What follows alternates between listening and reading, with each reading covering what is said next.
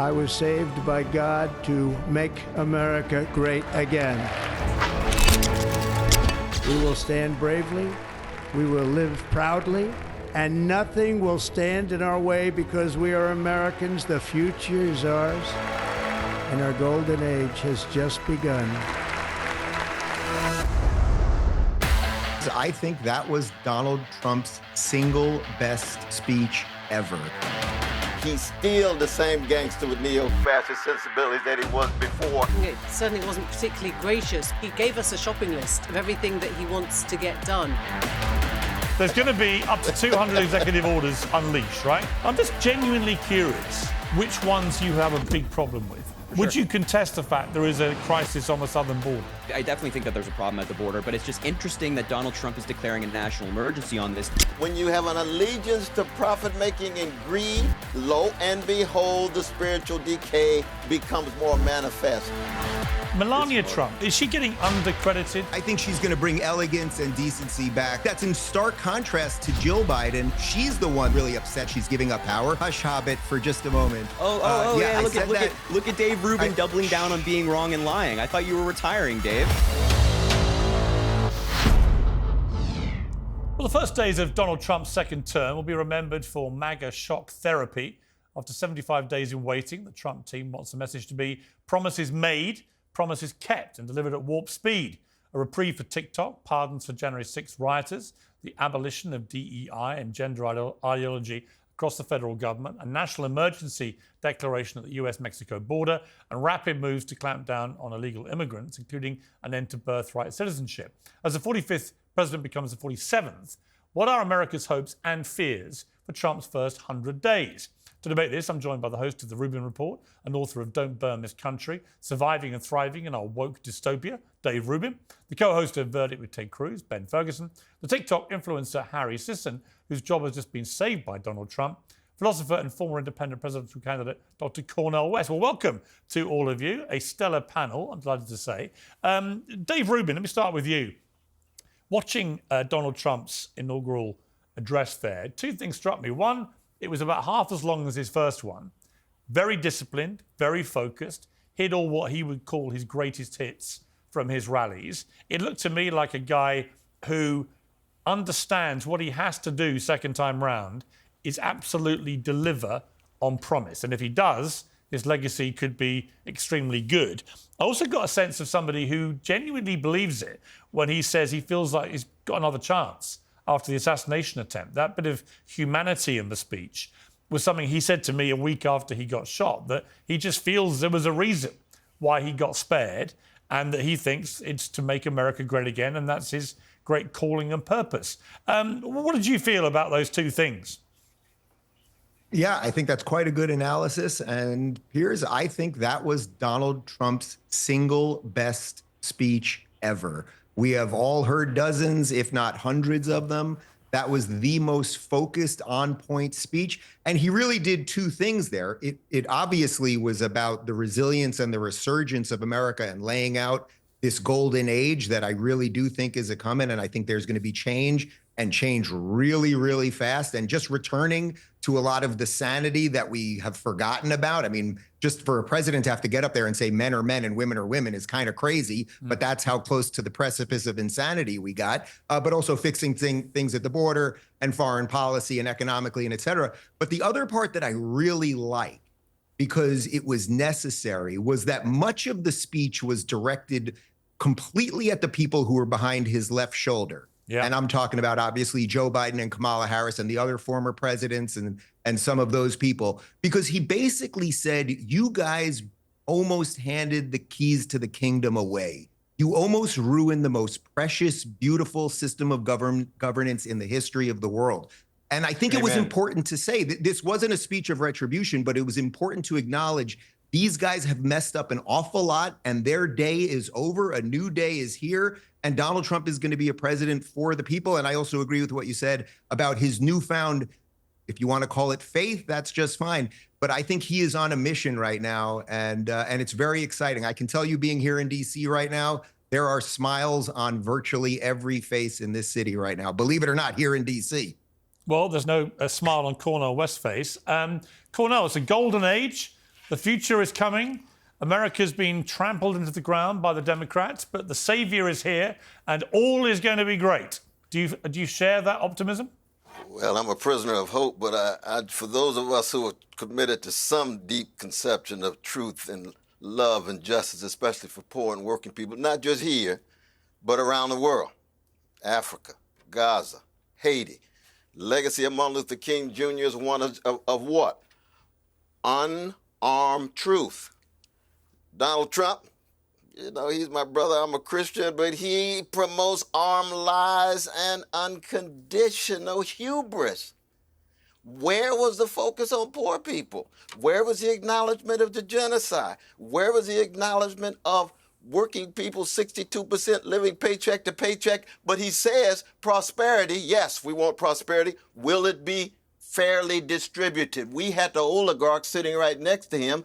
They're speaking into his ear, and Martin Luther King Jr. says, wait a minute, when I died, I was dealing with oligarchs. When I died, I was dealing with increasing deregulated markets that makes it different for working people to gain access to fair wages. So it's a sad day for me, but I smile anyway because I believe in the possibility of human beings. And as a Christian, I pray for Trump, I pray for his family, but I also recognize that he's still the same gangster with neo-fascist sensibilities that he was before, and I'm going to fight him. I love my enemies, but I'll be fighting him every fiber of my being. Would you say that it's the behaviour of a gangster, Cornell, to give preemptive pardons to all your family and your mates and... Bingo. I mean, I'm just... That's what gangsters do in Africa. How does that sit with your very powerful homily about... The Democrats have their own gangsters, brother. They got their own genocide Yes. promoters and so forth. And not only that, there's a gangster in They're each a and every one of cartel. us.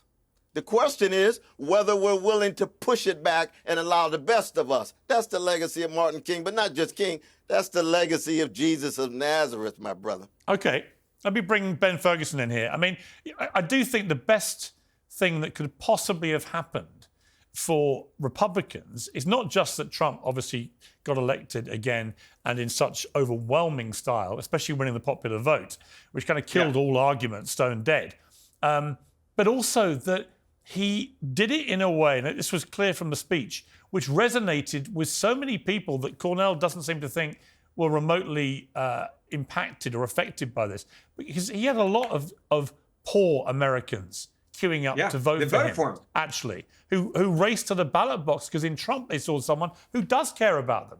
I don't agree with Cornell there. What did you feel? With all due respect, Cornell, I don't think you were listening because the people in this country that are living paycheck to paycheck, they voted in overwhelming numbers for Donald Trump.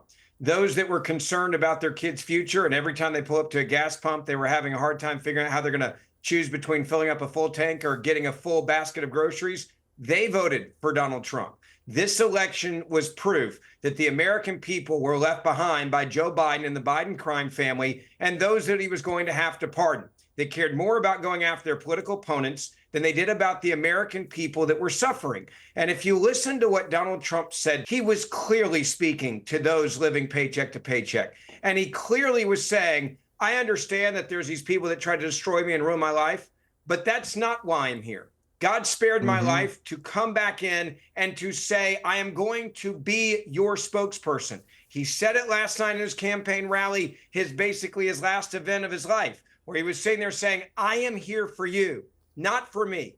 I think he's a different man than he was in 2016. I think anyone that watched that speech and listened to it felt hope today. I think if you're an American that's struggling, a single mom that's struggling today, someone whose kid's in a failing school, in my hometown, for example, of Memphis, Tennessee, where Martin Luther King was gunned down on this MLK Day, the majority of the schools there are failing. And what has Donald Trump said? We have to do better. We have to do better for the Hispanic American community, the African American community. We have to give you safer neighborhoods, safer streets, and a secure border. And if you're looking at that president, Donald Trump of 2025 is very different than Donald Trump of 2016 and 17 and 18 and 19. This is going to be a different administration. Yeah, I think that's highly likely. But Harry says, and I can see you grimacing and pulling all sorts of faces there. And look, you've been... Good to see you too, Piers. Great to see you. Always good to have you on Uncensored, even though you've been wrong spectacularly about almost every single thing you've said in the last calendar year. But we'll gloss over that. As Cornell would say, I forgive you, my brother. It's fine for just being so wrong the entire time. But I do want to play you a clip from December 2020 when Joe Biden was asked by Jake Tapper at CNN about rumours that Donald Trump might issue some preemptive pardons before he left office. President Trump is reportedly considering a wave of preemptive pardons. Does this concern you? All these preemptive pardons? Well, it concerns me in terms of what kind of precedent it sets and how the rest of the world looks at us as a nation of laws and justice. You're not going to see in our administration that kind of approach to pardons.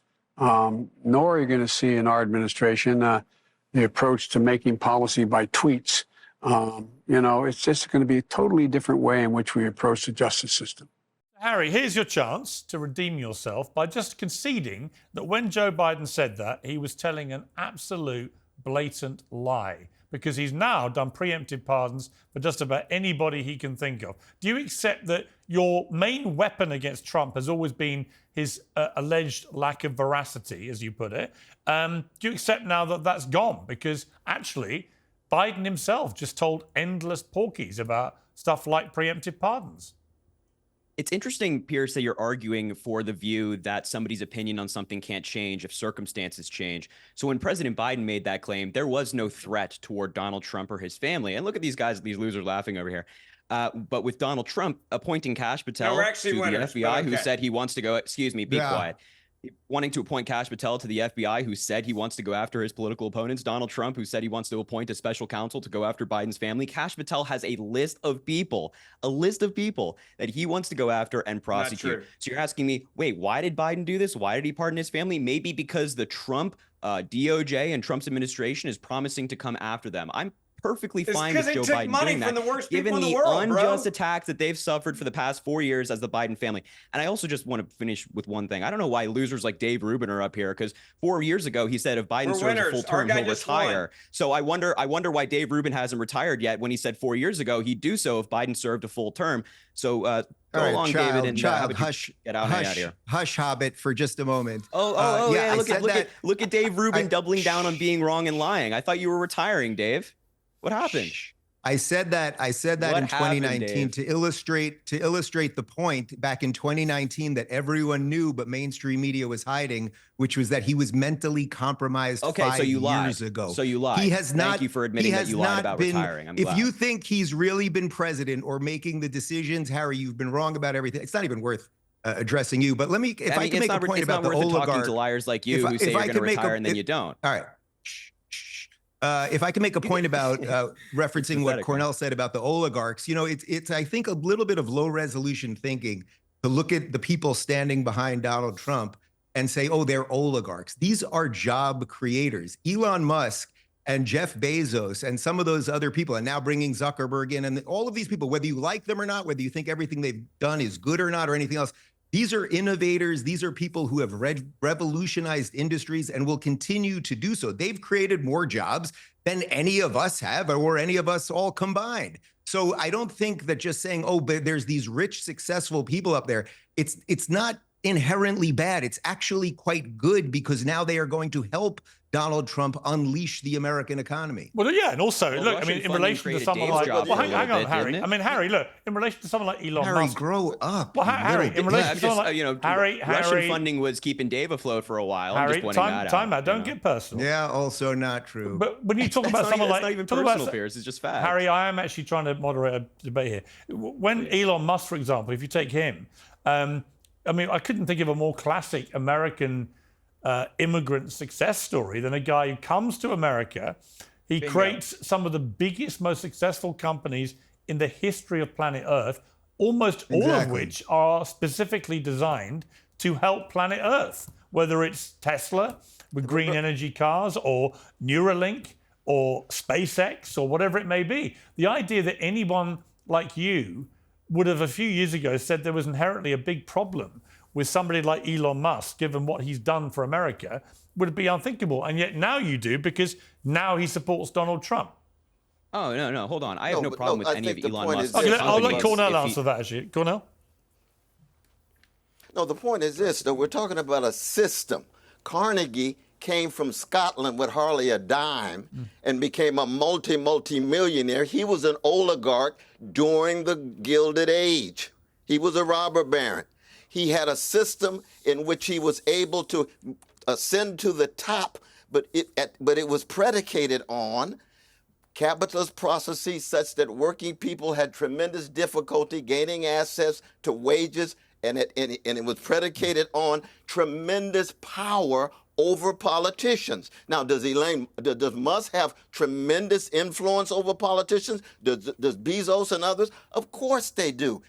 And what's interesting about this is, if Brother Trump had lost, he would have said the system is rigged. Both of the candidates with gangster elements in both parties were tied to billions of dollars. 90 million fellow Americans decided what? Not to vote at all. So I'm not denying that working class Americans would vote for Trump, because if the only alternative is a milquetoast Biden, then what other choice do you have? Many of those folks had voted for Bernie Sanders, had voted for Obama. The system itself is so corrupt. That's what we have to come to terms with. Dave? I think people are so over this type of thinking. There are so many millions of people in America who are so unbelievably excited right now, and we are about to see an 80s-style revolution and reignition of the American dream. I think we are going to see booms in every industry across the country, from entertainment to manufacturing. He talked about cars again today and automobiles. We are going to see people dream again. You know, we have been in a 4-year lull. We've been in a mini depression as a country because we ushered in all of the worst socialist ideas. I hate to tell Cornell, but capitalism is the best system out there to free the people. And we are going to usher in capitalism. We're going to deregulate. Biden was absolutely a socialist. He was a socialist. Oligarchy is not free markets. Oligarchic markets are not free markets at all, and Biden's no socialist. There's no socialism. He's a communist. He's a Marxist. He has all three in there. When you go after your political opponents and you raid their homes, Cornell, that is what socialists, Marxists, and communists do. When you have to give out pardons to your entire family, that's authoritarianism. When you have to get, I said it's different elements. You have socialism, communism, Marxism. That is the Democratic Party right now. But the part that I am truly shocked that the two of you still don't understand is why Donald Trump left in 2020 and a lot of people didn't like him, and he came back now and people absolutely love him. And what you're missing, and part of me is shocked and part of me is glad that you're missing it, because it means you guys don't know how to fight him, is that Donald Trump understood that there were people that were hurting in this country, and they were hurting so bad because of the policies that put Hunter Biden and James Biden and the Biden family ahead of the American people. When they weaponized, again, if that's what you see, this is why you lost. Because what you don't understand is when you weaponize the government the way that he did, when you go out there and the very last thing that you'll be remembered for is taking your criminal actions and covering them for your family. The last thing Joe Biden ever did in politics was give pardons to his criminal family members, Fauci and others on January 6th. The reason why he lost, the reason why Harris lost, is because they didn't give a crap about the American people. And it was so clear they didn't at the end. Dude. And that is exactly why you lost. And if you guys aren't paying attention to that, you're going to keep losing. I'm thankful for that. But if you don't understand, this is how you lost America. I'm not here to defend Biden. All right, I'm not defending Harris. I'm not defending the Democratic Party. I agree with elements of what you said. I just told you that one of the reasons why Trump won is because he poses as if he's a kind of populist because of the milquetoast neoliberal Democratic Party that didn't speak to working people, didn't speak to poor people, wars around the world, genocide in Gaza. I'm not a defender of a decrepit Democratic Party, brother. Don't put me in that space. All right, but Cornell, Piers, look what you I can tell the truth about the Republican Party and their greed and their neo-fascist sensibility. Cornell, I do need to have one thing clarified. What is the milquetoast reference? Yes. What's milquetoast? Spineless, no backbone,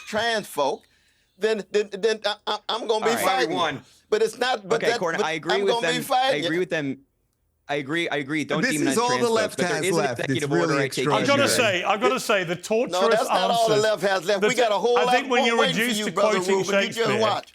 Cornell, You when see you're on reduced to Class, quoting on Shakespeare Empire, about gender. but it's going to be humanistic across Look the at this board. cult member out We there with so tired many of you MAGA all hats. Take them off your demonizing the head, weak. buddy. It's weird. I'm Take just them off showing your why head. we won, bro. 'cause you Nobody's can't even answer demonizing the the question weak. how I'm many for genders there girls are. playing girls and Winning girls at the sports. moment doesn't mean that you're right, brother. Just because you won Hey, at hey, the Dave, how moment many doesn't mean trans that you're athletes right. are in college you know sports? that. You know that from Cornell, history. Dave, Cornell, hey, Dave please. Rubin, I how wanna many ask Cornell a trans question. athletes are in Piers. college sports? Does I anybody wanna- know? I wanna Anybody ask here? Cornell If a there's one question. biological male beating a girl in a sport, Yeah, it's look one at this. too This many. guy has absolutely no idea what he's talking about. Now, can we get back to the executive orders I disagree with by any chance? Yeah, sure. Or are But we what still- about that one, about the two Yeah. genders? Yeah. I can't Yeah, work no, out. Two genders. Let's go back to that. It's Well, hang on, I executive can't order. work happy out to whether you answer agree or it. disagree. Donald Trump says specifically, Harry, there are two genders, male and female, that's it. You think there are at least two, which normally Correct. means there are more than two. So what are the others? Interpret as you will, but I think Well, no, that you tell executive me. order is stupid. Tell me, what are the others? I've given you my answer. Come What on, are the Zig Zag, others? baby. You can interpret Give that us as a you better will. answer. What are the other You guys can run genders? wild with interpretations here. I'm Harry, telling you my answer is at Harry, least two. Now, Harry. on the legitimacy of the I'm trying executive to order, be- it I'm makes no trying to be sense. humane. What's legal mechanism for enforcement? Harry, That's what I'm This is asking. why I hate TikTok babies. Harry, when you say there are at least two Just genders, Be quiet. Ted Cruz's buddy over here with the Harry, comb over needs to be quiet. It's Piers Just talking relax. to you. I know there's simply two want to know, genders. Harry. You said you wanted to go back to the list of executive orders, whether you agreed or not. You say You there have are. my answer, Piers. My answer doesn't change. No, but your answer doesn't make any sense. What do you mean? It's at least stupid. It two? doesn't make any sense. Piers, you can think my answer doesn't make any sense. You're going to ask me the question again. We're going to go back and forth. I'm No, going to I'd give you like the you exact to same answer. explain what It you makes mean. no sense. No, This executive order is I'm asking nonsense. you what you mean by at least two genders. I'm saying at least two. What does that mean?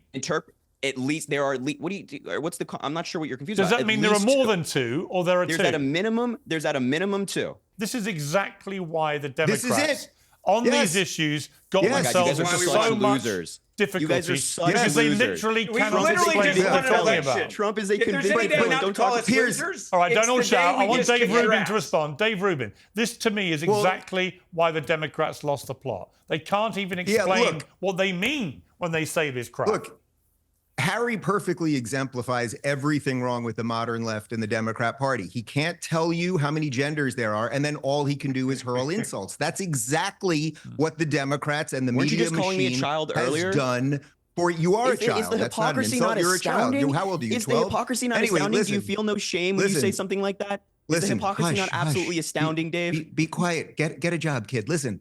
Listen, Look, this look, is you're doing exactly it this, right this now. smug, You're doing it right now, nonsensical Dave. drivel is Oh, what the everyone hates. hypocrisy is astounding. Piers, if you may remember, what was it, a few months ago, I think it was a day before Joe Biden stepped down when Harry and I were on the panel, and he was saying how brilliantly sharp and never sharper. He's, oh my God, his brain is so great. Joe Biden is the best. And then the next day, They he did gets hire the talking TikTokers points to from say the that, DNC. in all fairness. And he's yes, they pay these people. It's as simple as Yeah, that. they That's pay why he TikTokers can't tell a lot of you my how many commentators. genders there Russia are. pays conservative commentators. All right, let me ask Never been Cornell. I paid want to by bring Russia, Cornell big back. dog. I want to bring Russia Cornell pays. back. Okay. I want to bring Right Cornell through the back. company, funneled right through. I want to bring Cornell back. Cornell, this whole idea of DEI, diversity, equity, inclusion. Trump is on the rampage about this. And I sort of feel he's right. I feel like it went way too far to the extent that mediocrity started to be pushed forward above meritocracy. Do you agree with that? Well, you see, I was never one to be obsessed with DEI. The spirit of Martin Luther King Jr., which is not being manifested in our conversation, which is one of openness, sensitivity, recognizing people can agree and agree to disagree, and recognizing all of us are cracked vessels. And DEI began because of the vicious legacy of white supremacy in America, where you had 100 years of black people enslaved and another 100 years of Jim and Jane Crow. Now, does everybody on this screen agree that slavery and Jim Crow are evil? Yes. Can we get an agreement on that? Of course, That's not- but America Of was not course a it white was. supremacist nation. So we had They're to not using respond, DNA and we had to different do things. something about it. We had to do Cornell. something about it. What that We had meant was affirmative there was action. already some mediocrity in the system before the black folk and brown folk and others came in. It's called white male mediocrity. That had been part and parcel. There was white male excellence too. There was white male mediocrity. And the question became broadening the pool to make sure you had merit and those who deserved assets. what Cornell, happened when he talked here's a about the question social for You you don't engineering. solve about Martin I Luther can King. former resonate with that. discrimination I can with resonate. present I'm not a discrimination. social Hold on, I wanna ask engineer. this important. I don't. Cornell, I want fairness. All right, don't I want talk over each fairness other. across the board. Okay, I don't want rhetoric. Cornell, I I have want a question. fairness across the board. Let me bring in Ben. Because Cornell, my question, I mean, I don't dispute question for you, I Cornell, don't and dispute that's a lot of this. what Cornell just said, Ben, other than it Yeah, wasn't but really. let me say this. Well, hang on. Martin Let me just Luther make the point. King- I want to make the point. It wasn't really the answer to my question, which was, has the pendulum of DEI swung too far, where actually the same problem that Cornell identified rightly about what was going on in the slavery years, completely right to say that, but has it gone too far now as a corrective tool where actually mediocrity has surpassed meritocracy? And who does that help when that happens? I think nobody. I would say, based on what we just saw out of the Biden administration in leadership, the answer is yes. But I go back to Martin Luther King's dream. If you look at Martin Luther King's dream, his dream was not to have people succeed or fail based on the color of their skin. It was to choose the best regardless of their skin color. And that was the dream he talked about that people seem to have forgotten. It was a dream he talked about in Memphis, my hometown, the day he was assassinated. He talked about the day before. And what his dream was not to have a pie that is, okay, how many transgender people do we have in the pie, or gay, or lesbian, or black, or white, or Hispanic, and have a kumbaya pie. His goal was that you never judge someone based on the color of their skin. His goal was to say the best should lead. The best should succeed. It should be merit-based. It should not be based on if you're black, white, Hispanic, gay, lesbian. I don't even think he could have imagined transgenderism the way we have it now. And that is what you're missing here, is that what Donald Trump is saying is, give me the best and the brightest. Don't give me some kumbaya pie that is a mandate for 17 transgendered and 17 gay and 17 straight and 17 black and 17 white and make up 100 people. He's saying, give me the best and the brightest, regardless of any of that. That was Martin Luther King's dream that he had for this country. And when you do DEI, the way that the left has done it, you're saying, no, we only want these certain things first and foremost, and everyone else shut up and sit down. That is not the American dream that Martin Luther King had. Yeah, I mean, Harry Sissons, how can you disagree with that in all good conscience? I don't even know what the hell he just said. He just ranted for like 2 I minutes believe you, about actually. absolutely nothing. Yeah, no, he just ranted for 2 minutes about You don't absolutely understand what he nothing, said. It about was a bunch pretty of damn nonsense. clear, dude. Look. He wants to bring up MLK and his dream, and the idea that he supports Donald Trump while simultaneously supporting MLK is laughable. I think we need to have opportunity for everybody. We need to have opportunity for everybody. Just I'll explain it if you just stop talking. Nobody needs to hear you speak 24/7. I guarantee it. Donald, it's just ironic that he supports Donald Trump and MLK because, a lot of Donald Trump's policies are directly hurting a lot of the people that MLK advocated for. Even if you're talking about working class Americans, I'm happy to tell you again, if you would stop talking. Working class Americans, like with tariffs, for example, MLK spoke extensively about helping middle class Americans come up through the ranks. With these tariffs, it's just going to raise costs for everybody. All these folks have been complaining about high prices for 4 years. Which tariffs? 25% tariffs on Canada, where we get a bunch of our lumber and our oil, for example, that'll make everything more expensive, and 10% more tariffs on China, 25% tariffs on Mexico. My God, this stuff is going. Every major economist agrees that this stuff is going to raise prices. So when you're saying, "Oh, I support MLK and I support Donald Trump," please acknowledge the hypocrisy of yourself, and also have some self-control. Have some self-control to not interrupt people all the time. Look at what was said in Canada's newspapers today. If you look at what you just said today, what you don't understand is it's called leverage. And if you look at the markets today, they're responding to the idea that there's not going to be a 25% tariff on oil and liquid natural gas coming out of Canada. Because Donald Trump just talked about the one big bill he wants to pass when he gets into president before he took office, and he said that tariffs were included in that. He has not implemented anything that you just described. Oh, so wait, is Donald Trump lying? Wait, Ben, is Donald Trump lying? Is Donald Trump lying about putting in tariffs then? Look, I didn't know. Harry, okay, let me jump in. Harry, if you read a book called The Art of the Deal, which I recommend you read, it's very entertaining.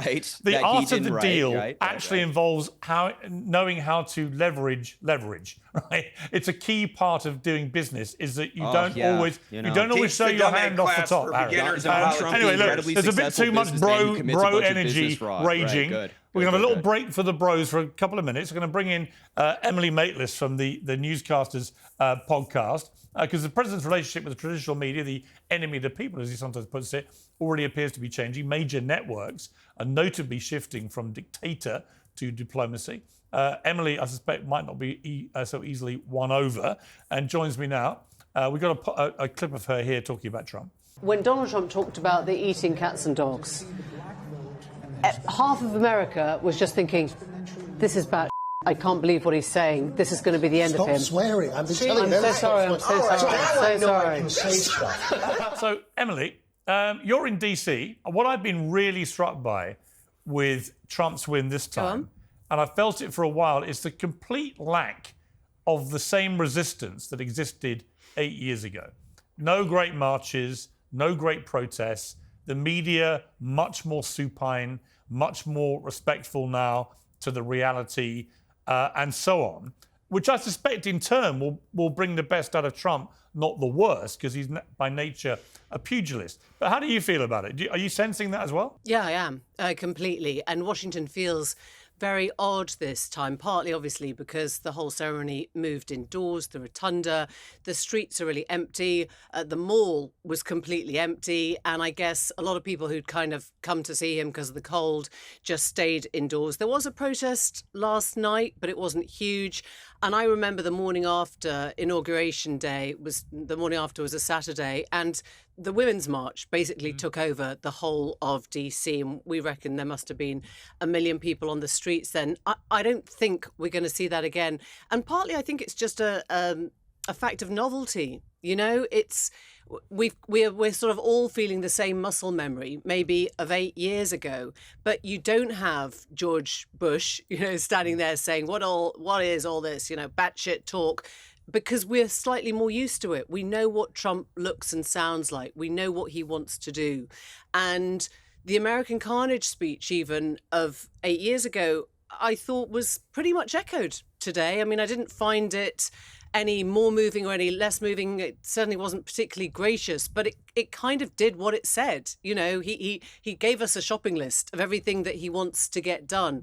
And I think we're just more used to it now. So maybe that's why. I mean, maybe that's why people are kind of not pushing back.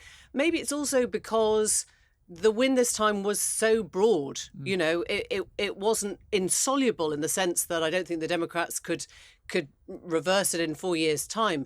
But it was broad. It was both houses. It was the popular vote, something that, Trump took time out in his inaugural speech to tell us. And I think that is a real source of pride for him, that nobody can start sort of digging into that and saying, well, he didn't win this or he didn't win that. And I think there is more acceptance maybe because of that. Yeah, I mean, I also think that it's really interesting to see all the people as part of his Broligarchy. If you look at people like Elon Musk, RFK Jr., Tulsi Gabbard, Joe Rogan, all these people, they were all on the other side. They've all decamped to Trump. And if you look at Zuckerberg and Bezos and these guys whose own platforms, certainly in Zuckerberg's case, were unashamedly in opposition to Trump, now performing these screeching U-turns. There's been a real, as Trump would call it, a movement to him, but there's been a movement away from Democrats. And I think it's partly policy, no question, but I think also this whole cultural aspect to it, the sort of cultural revolution of DEI, wokeism, all these things. I think this has been a repudiation of much of that actually a lot of Americans went, we're just done with it. Sorry, we're done with all this. And that's why the Trump commercial, which ended with Kamala's for they, them, Donald Trump's for you, was so effective. What do you think? I think it's about expediency, first and foremost, and I think it's about fear. If the incoming president is threatening to put you in jail and you'd kind of like to avoid that and you'd like to stop your company going under and you'd like to stop Elon Musk getting all the limelight, then you kind of do whatever you need to do. And I interviewed Mark Zuckerberg of then Facebook about a decade ago, when Facebook was just starting up, and he doesn't seem like a politically engaged guy, particularly. His idea of Facebook was just running with your friends, sharing recipes with your friends, hooking up with your friends. I don't think he was thinking ever in terms of being a publisher. And so in some senses, when the diktat came in the first time round from Biden, from lawmakers during the first Trump era of like, how did you let this happen? How did you let democracy, get overturned? How did you stop fact checking? I think he brought in the fact checks slightly against his natural will. And I think now he's very good at going with the political wins. He's a businessman. He wants to do whatever keeps the people in power happy. But it's really interesting that while we've been sitting here watching, the bros, the sort of the Broligarchy behind Trump, if you're not part of that, but you are part of the tech circle, if you're watching this from Davos, you're kind of scared. You're thinking, why aren't I there? Why aren't I part of that? Am I losing out because I'm not getting the same vibes that the sort of the 6 chosen ones are coming? And, some of them, I'm hearing stories, some who are very well connected, who have been very strong Democrat supporters, weren't actually getting enough support from Biden in the last 4 years of the administration. No. They weren't getting help on the kind of stuff that they wanted help with. We're going to play a clip of Steve Bannon on this very issue because he's really against the Broligarchy and in particular Trump's very close friendship now with the tech oligarchs. Let's take a look. Zuckerberg's, road to Damascus came a little late. It was after the 5th of November. It's very, now he wants to be a bro. He kung fu fights. He's going to UFC. He's got his hair done differently. He's cut. That doesn't hacker with me. That guy will flip on President Trump, and he'll flip on us in a second. When it's convenient for him, he will flip. You called Elon Musk a truly evil person. Yeah. It's a little harsh. He said that the MAGA movement was a bunch of racists and that they should be turfed out of the Republican Party. He may or may not mean that. But to me, there has to be an accounting for that. Dave Rubin, I mean, there is a real sort of split here, isn't there, between diehard MAGA like Steve Bannon and those on the Republican side prepared to just accept this for what it is, that actually the more people who run great big social media platforms who come to the Republican side, the better. Where do you sit with this? Sure. I'm not sure how big the divide really is. I mean, we had that week before Christmas when everyone was fighting about H-1B visas. I think there is some nuanced version of all of this that they will get to some answer on. But I want to address what Bannon said there about Zuckerberg, because that actually gets to the heart of this. Look, I don't know, like none of us on this panel or really anyone outside of Mark Zuckerberg himself, I don't know what's in his heart. So he had this mea culpa. He's seemingly coming around, but I never heard him say, I'm sorry. So I do agree. Had the election gone the other way, would he be doing this? Probably not. But that also gives you opportunity. And this is what Donald Trump is a master of. Donald Trump is a master of taking people who used to not like him or who he didn't like, seeing the winds change and then bringing them in. So if, because the culture has changed and because Donald Trump is now president, if that enables Mark Zuckerberg to respect the First Amendment and free speech more honorably than he did under the previous administration, that would be great. At the same time, I would also say that I would love to hear Mark Zuckerberg. You know, he went on Rogan and he said that the government was calling Facebook and berating them to take down posts. Yeah. Well, how about at least tell us who from the government did that? Could we at least know their names? That would be pretty good. So I think there's more he can do. And I would, again, I'm as suspect as Bannon is when it comes to Zuckerberg, but all of these guys being up there, whether it's Musk, who was a Democrat his entire life, or it's Bezos, who owns the freaking Washington Post, or it's Zuckerberg or any of these guys, he's bringing together the people who are literally leading the AI tech revolution that whether you like it or not is happening. Yeah. So it's going to happen. And I would rather be on the side of bringing more people in and dealing with these things transparently. Piers. Let's not forget the whole H-1B visa thing. The fight happened transparently. It didn't happen the way they got rid of Biden behind closed doors. It all happened on Twitter where you could see the fight. That's America actually at its best. That's what the battle of ideas is all about. Piers, this goes back to when Donald Trump met Piers, I got with to run. leaders that people said you couldn't meet with. Sorry, When hang he on, said- Ben. went to Cornell? Sorry? My last word is this. Yes. That the splits are going to increase because when you have an allegiance to profit making and greed and not to public interest and common good, and when you don't have the right integrity, honesty, and decency, lo and behold, the spiritual decay, it becomes more manifest. But we just have to keep fighting and keep trying to tell the truth. And Martin said, truth crushed earth will rise again. Dr. Cornell West, always great to have you on Uncensored. Thank you very much. Thank you so much, my brother. Ben, back to you. I want to go back to one of the reasons why I think he's brought in these guys. This is Donald Trump's policy. He went and met with leaders that people said you don't even talk to. You have zero dialogue with. He was willing to pick up the phone and talk to anyone. North Korea didn't matter. He would talk to them.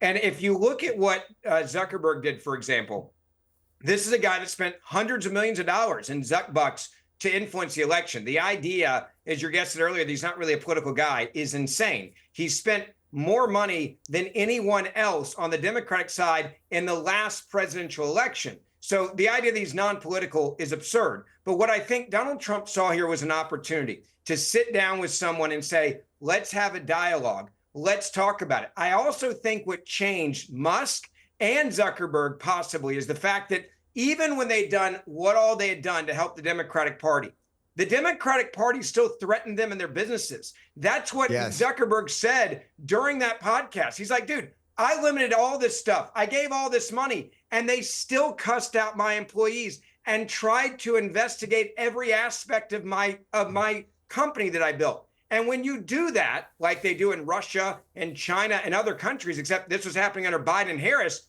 it makes Donald Trump look a lot more appealing to sit down and talk to and work with. And I think that's the art of the deal here from their perspective. Yeah, I mean, Harry, I want to talk to you specifically about TikTok because your biggest following is on TikTok. So until the weekend, you must have been sweating away because your whole power base on that platform was about to disappear. And then the Lone Ranger arrives to save the day, Donald Trump. Do you want to take this opportunity to thank President Trump for so far saving TikTok for you, therefore personally enriching you? Yeah, so I've said previously that if Donald Trump or anybody, any politician saves TikTok and prevents it from a ban, I'll give them credit that they deserve. But I also think it's important to point out. Yeah, I mean, I'm not absolved of that. So do you want to say thank you, Donald, at this stage or not? Oh, no, I wouldn't never thank a sexual abuser for anything, I don't think. Oh, right. But I do want to point out that Donald Trump... When you say you give him credit, what do you mean? What credit would you give him? Hold on. Let me just give some context here, though. I do want to point out that Donald Trump did sign an executive order when he was president the first time to ban TikTok. So the reason that this conversation started was because of Donald Trump in 2022 and 2023. People like Charlie Kirk, and I'm sure maybe these folks over here that I don't know for sure, were advocating for the banning of TikTok. And now when Donald Trump gets some money from people who have stake in it and he sees an opportunity to become more popular with Gen Z, then he flips his position. It's not what happened. Flip-flopper. So am I thankful that Donald Trump flipped his position? No problem. And I also want to point out that Joe Biden... Is Harry tacitly admitting that TikTok is Chinese spyware? Are you admitting that it's owned by the Chinese government and that it's spying on Americans? I don't know how you could have gotten that from me saying that Donald Trump wanted to ban TikTok, but of course you draw conclusions that aren't there. You'd fail the LSAT in a second, Dave Rubin. Anyway, I also want to point out that Joe Biden laid the foundation for... honestly. You know, Piers, it's remarkable that you let somebody who took Russian money on your show. Why would you let somebody who took Russian money on your show? It's disgraceful. It's disgraceful. It's disgraceful that people with Russian money funneling to their... Anyway, let me finish, Dave. Would you just be quiet, please? Thank you. Appreciate it. Thank you for being obedient. Unbearable. Joe Biden laid the foundation for TikTok to stay alive in the United States. He said that they won't enforce the law, that they're going to let the enforcement go to Donald Trump and his administration. So that laid the foundation. Is TikTok Chinese we are only here spyware? Because... do you have evidence to suggest that it is, Dave? Yes, a hell of a lot of it. Yes. Oh, please. Yes. Lay it on. Lay it on. I know you make money from them, but hell yes. Lay it on us, guys. Why they won't let you have it on Lay it on us, guys. Lay it on us, guys. What's the evidence? Okay, What's let's the go evidence through that's it. been made public by the government? Harry, is Chinese TikTok different than American TikTok? Yes or no? Yeah, yes, it is. Oh, so I'm still waiting for all this evidence. I'm still waiting for all this evidence that you guys says is so present. And by the way, if it is I'll give it to you. I'll give it to you. Listen carefully. Hold on, gentlemen. Wait, Ferguson. Let me finish this really quickly. Ferguson, let me finish this really quickly. I'll let you speak. I'll let you speak. You asked a question. Let me finish. Let me finish, and then I'll let you speak. Ferguson, I'm done. Let me finish, and then I'll let you speak. If you guys are arguing that it's Chinese spyware, are you saying that Donald Trump is currently arguing for a spyware a mobile device? No, because this is where I'm going to teach you. I'm going to teach you politics here, so you understand. Of course, it's Chinese spyware, but not when Donald Trump advocates for it. I love the hypocrisy on this panel. I'm going to explain it to you. It's delicious up here. I think even Piers over there is like, wow, this is not good. Don't talk over each other, please. Shut up, dude, and I'll explain it to you. And I apologize to all the audience. Harry, let Ben respond to you. Okay, I'm going to apologize to all of the audience right now that doesn't need this explanation because you're smart enough to understand it. Now, Harry, for you, what Donald Trump said when he wanted to ban it, that category? What Donald Trump said when he wanted to ban it is that it was clearly Chinese spyware. And there's a reason why cell phones and official government phones are not allowed to have this app on their phone. That's number one. Number two, what he did say was, I'm okay with TikTok as long it is divested from China. Now, let me explain what that means to you, because clearly you don't understand it. We they know don't the want the Chinese government I'm in this field. to Trust be me, I able to understand. spy but on has everyone TikTok divested and yet, have Ben? all of their information and Has to put out TikTok divested propaganda yet? from the Chinese Communist Party. Has TikTok divested so here's your yet, Ben? recap for you. Donald Trump said that if we change who owns TikTok to an American company that's not being controlled by the Chinese Communist Party, also known as the CCP. Again, if you're never going to learn, buddy, if you don't listen, okay? And then you just look stupid all the time. Premise two is false. Your premise two is false. Your conclusion cannot be true. Again, you can argue in a second, but listen, and maybe you'll learn something. I know you're making all your money from the Chinese Communist Party via TikTok. I get that. And Dave is making his money from the Russians, right? We understand. Dude, shut the fuck up. Piers, this kid is an embarrassment. I've gotten under his skin. Because you're just like a little rat nothing. We're here trying to actually discuss important things. There's an unbelievable resurgence of America, and he brings you on. By the way, dude, he brings you on TikTok because the commenters all think you're retarded. Okay, that's what's really going on here. Freaking out right now. This guy's having a mental breakdown over there. Relax, David. Nobody's having a mental breakdown. You don't have a conversation on the issue, dude. Listen. Okay, You're Ben, let me rebuttal little you. rat, That's dude. great, Dave. We've That's tried great. to have By the way, Dave was complaining earlier about personal insults. Dave was complaining earlier about personal insults. All right, you know what? insult. No one can now hear a word anyone's saying. I want to change the temperature a little bit. Wait. Piers, can I just quickly rebuttal, like 5 seconds, I promise? No, you can't. Dave, I'm going to go to you. Dave, I want to talk to you about something completely, hopefully non-contentious, although I doubt it the way Harry's been behaving. Melania Trump. Piers, do Harry, you see that? I'm talking to Dave, Harry. Melania Trump, it seems to me, does not get enough credit for being a great first lady. Right? Whatever you think of Donald Trump, it doesn't matter to me. This is someone who inexplicably never got the covers of the magazines that were rolled out for all the other first ladies. She's become a fashion icon. She looked incredible, I thought, today at the inauguration, as she has done pretty much all the time throughout the campaign and so on. What do you feel? Is she getting undercredited, Melania Trump? Because I think she's great at being a first lady. Yeah, first, Piers, let me apologize to you and your audience for my choice language there. I'm happy to come on your show. We're called Uncensored, there's no problem. I know. I'm happy to come on your show and debate any leftist or any of these people anytime. I will never come on with this child again. This is utterly fruitless and pointless. Just cry more, put that aside. Man. Just cry Dude, more. Grow up. Okay. You're a grown as for man. Melania, Just cry more, I think thank you she was for saying actually. that, Dave. I appreciate it.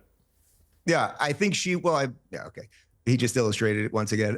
As for Melania, I think she was a wonderful first lady. I think she really understands the sort of elegance and the tone of what a first lady is, where she does sort of step in the background and really set the stage for the president to do events properly. She's an unbelievably gracious host. You know, I've met her a few times. And I'm sure you have as well. Yeah. She's an absolutely loving, decent human being. And I would also say, for people that have never seen the 47th president and the first lady together, I have seen them together at dinner when their hands are touching on the table. Yeah. They love each other. No it question. is real.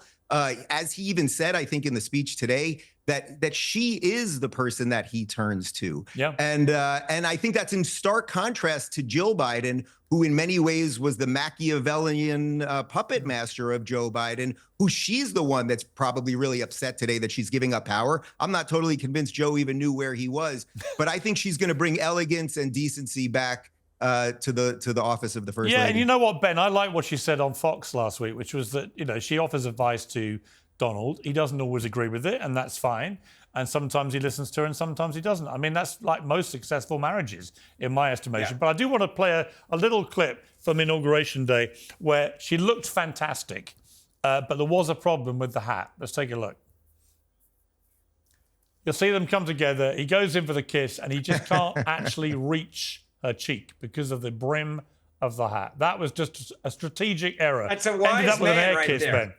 That's a wise man. You don't mess with your wife's hat on Inauguration Day. He knows who's in charge in that moment. That is a the hat and the hair. I'm not messing with your hat. I understand that I will pay for this later. I'm going to give you the air kiss. If my wife was wearing that hat, I wouldn't touch that hat on Inauguration Day either. I do want to say I love first ladies that aren't as political. I love agree. that she finds humanitarian issues to deal with. This is something that Laura Bush, for example, I think did incredibly well. She's 180 from Joe Biden. And look, Joe Biden had a tough job when you're a caretaker 24/7 and having to cover up that your husband is clearly incapacitated. That is a tough place to be. It is. And the American people know that. It's But what I think Melania hard job. does so well is Melania is someone that she's there to support Donald Trump, and she's also there to protect her son as he was growing up. And I have a lot of respect for that. Yeah, I totally agree. Harry, inexplicably, you've just spent the last 2 minutes grimacing and groaning when we're talking about Melania Trump being a really nice lady who dresses great and is a good first lady. How could you possibly find exception in that? No, I don't care about like you guys talking about her outfits. Like, it's perfectly fine. I'm sure she dresses lovely.